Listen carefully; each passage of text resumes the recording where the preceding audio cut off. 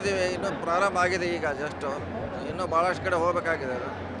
ಈಗ ಒಂದು ಅರ್ಧದಷ್ಟು ಮುಗಿಸೋರು, ಇನ್ನೂ ಅರ್ಧದಷ್ಟು ಕವರ್ ಮಾಡಬೇಕಾಗಿದೆ. ಇನ್ನು ಟೈಮ್ ಭಾಳ ಇದೆ, ಇನ್ನೂ ಮಾಡ್ತಾರೆ.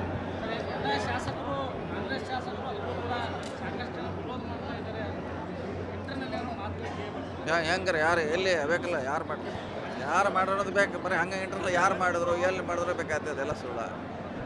ಅದೇ ಪ್ರಶ್ನೆ ಅಲ್ಲ.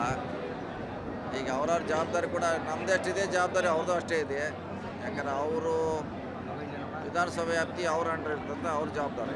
ಸೊ ಹೀಗಾಗಿ ಎಲ್ಲರೂ ಮಾಡ್ತಾರೆ. ಅದು ಸುಳ್ಳು ಯಾರ ಹೇಳ್ಬೋದು, ವಿರೋಧ ಪಕ್ಷದವ್ರು ಹೇಳ್ಬೋದು. ಹೊರತಾಗಿ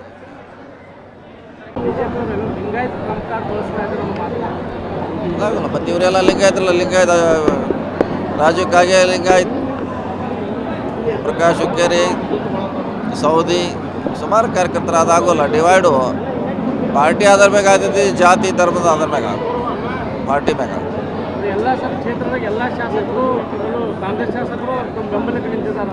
ಬೆಂಬಲಕ್ಕೆ ಥರ ಇದ್ರ ಉತ್ತರ ನೀವು ಜೂನ್ 4ಕ್ಕೆ ಸ್ಪಷ್ಟವಾಗಿ ಸಿಗ್ತೈತಿ. ಎಷ್ಟು ಲೀಡ್ಲೆ ಬರ್ತೀವಿ ಅವಾಗ ಗೊತ್ತಾಗ್ತೈತಿ. ಎಲ್ಲರೂ ಮಾಡ್ತಾರೆ, ಪ್ರಾಮಾಣಿಕಲಿ ಎಲ್ಲರೂ ಮಾಡ್ತಾರೆ.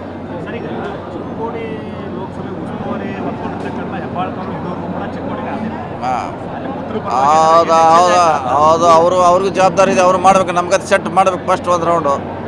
ನಾವು 12 ತಾರೀಕು ನಂತರ ಕರಿತೀವಿ ಅಂತ ಹೇಳಿದ್ದೀವಿ. ಯಾಕಂದ್ರೆ ನಾವು ಅಡ್ಡಾಡಬೇಕು, ಅವರು ಅಡ್ಡಾಡಬೇಕು. 12 ನಂತರ ಸ್ವಲ್ಪ ಫ್ರೀ ಆಗ್ತೀವಿ.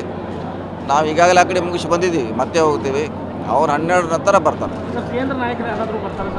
ಇನ್ನೂ ಫಿಕ್ಸ್ ಆಗಿಲ್ಲ, ಬರ್ತಾರೆ. ಈಗ ಇನ್ನೂ ಯಾರಂತ ನಿರ್ಧಾರ ಆಗಿಲ್ಲ, ಬರ್ತಾರೆ. ಸರ್, ಈಗ ನೀರಿನ ವಿಚಾರದಲ್ಲಿ ಮತ್ತೆ ರಾಜಕಾರಣ ಸ್ಟಾರ್ಟ್ ಆಗಿದೆ. ಕೃಷ್ಣಾನದಿ ಬಂದು ಹೋಗಿದೆ. ನಿನ್ನೆ ಬಿಜೆಪಿ ಅಭ್ಯರ್ಥಿ ಹೋಗಿ ಭೇಟಿಯಾಗಿ ಬಂದಿದ್ದಾರೆ. ನಾವು ನೀರು ಬಿಡಿಸ್ಕೊಂಡು ಬರ್ತೀವಿ ಅಂತ ಸ್ಟಾರ್ಟ್ ಮಾಡಿದ್ದಾರೆ. ಸರ್ಕಾರ ಜವಾಬ್ದಾರಿ ಏನು? ಸರ್ಕಾರ ಏನು ಮಾಡ್ತಾ ಇದೆ? ಸರ್ಕಾರ ಅವ್ರಿಗಿಂತ ಮುಂಚೆ ಹೇಳಿದೆ, ಪತ್ರ ಬರೆದಿದ್ದಾರೆ. CM ಲೆವೆಲ್ನಲ್ಲಿ ಮಾತುಕತೆ ಆಗಿದೆ, ಚೀಫ್ ಸೆಕ್ರೆಟರಿ ಲೆವೆಲಲ್ಲಿ ಮಾತುಕತೆ ಆಗಿದೆ. ಅಲ್ಲಿ ಕೂಡ ಈಗಾಗಲೇ ಮುಂಚೆನೇ ಪ್ರಯತ್ನ ಮಾಡ್ತಿದ್ದಾರೆ.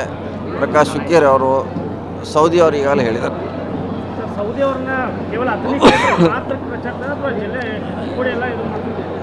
ಎರಡನೇ ಹಂತದಲ್ಲಿ ಅವರು ಬರ್ತಾರೆ. ಮೊದಲನೇ ಹಂತದಲ್ಲಿ ನಾವು ಮಾಡ್ತಾ ಇದ್ದೀವಿ ಕಾರ್ಯಕರ್ತರನ್ನ. ಎರಡನೇ ಹಂತದಲ್ಲಿ ಅವರು ಲಕ್ಷ್ಮೀ ಹೆಬ್ಬಾಳ್ಕರ್ ಬರ್ತಾರೆ. ಅವರು ಬರ್ತಾರೆ. ಎರಡನೇ ಹಂತದಲ್ಲಿ ಬರ್ತಾರೆ. ಎರಡನೇ ಹಂತದಲ್ಲಿ ಬೇರೆ ಬೇರೆ ಕಡೆ ಅವರು ಹೋಗ್ತಿದ್ದಾರೆ. ಆ ನಂತರ ಬರ್ತಾರೆ. ಓಕೆ.